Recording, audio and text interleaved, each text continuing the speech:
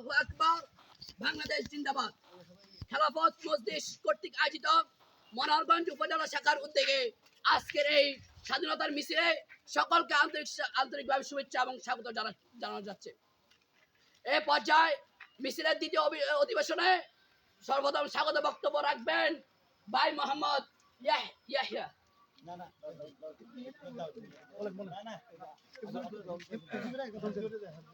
এ পর্যায়ে আলোচনা রাখবেন ভাই মোহাম্মদ হিফজুর রহমান।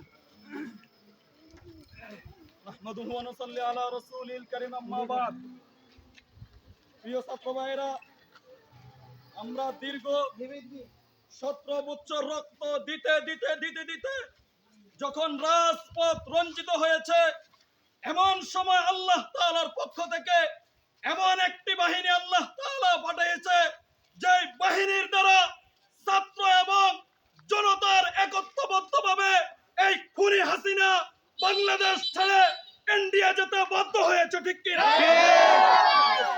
আমাদেরকে বহুত নির্যাতন নিপীড়ন করা হয়েছে। আমরা রক্ত দিয়েছি শাপলা চত্বরে, রক্ত দিয়েছি আমরা বাইতুল মুকাররমে, রক্ত দিয়েছি আমরা ব্রাহ্মণবাড়িয়ায়, রক্ত দিয়েছি আমরা চট্টগ্রামে।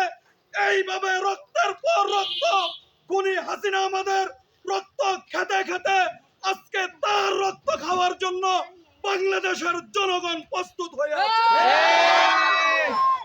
এইভাবে আর আমাদেরকে দমিয়ে রাখা যাবে না।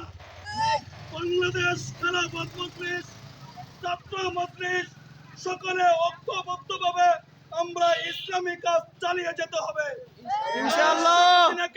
এই বাংলার জমিনে এনে তার এই খুনের বিচার বাংলার জনতা করতে হবে। আমরা বাংলাদেশ কর্তৃপক্ষ সেনাবাহিনীর কাছে এই আহ্বান জানাই। এখন আমাদের সামনে বক্তব্য রাখবেন